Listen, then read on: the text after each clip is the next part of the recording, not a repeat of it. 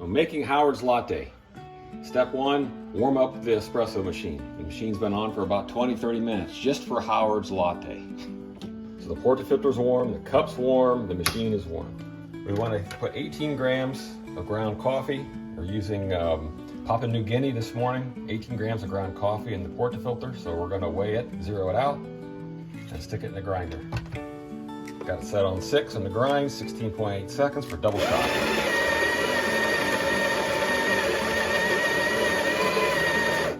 Now if we're lucky, we'll be at 18 grams. We'll tap it down, level it out, put it on the scale, and voila, 18 grams. So now to prepare it for extraction, we're going to distribute it with an espresso distributor. Tap it to about 30 pounds of pressure. Pro tip, keep your elbow in. If you put your elbow out, you're going to get sore elbows.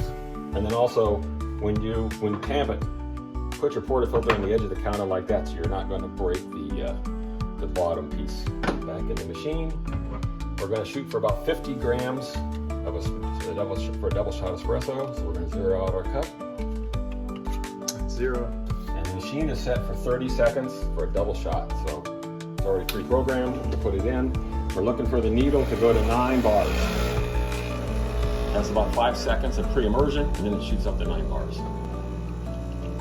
And there you can see it backing down a little bit. Timer hits 30 seconds. I'll get the last couple drops of good stuff, and we'll see what we have.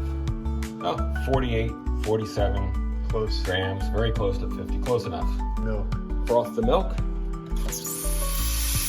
Put it out the steamer.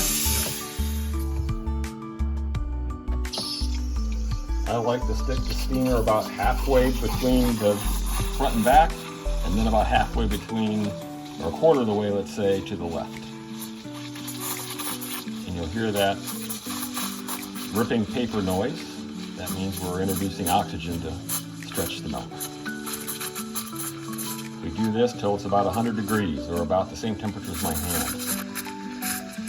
And then we'll just raise the mug till we're not hearing that sound anymore, the paper ripping sound, and we'll wait till it gets so hot to where I can't touch the bottom. It should be about 140 degrees. You can see the milk rising.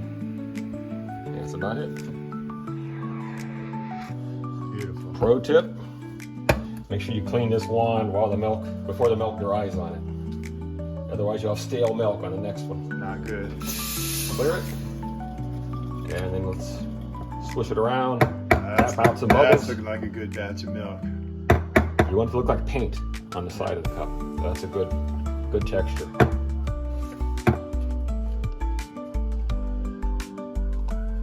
And pour it in about 3 rounds. Good lard going there.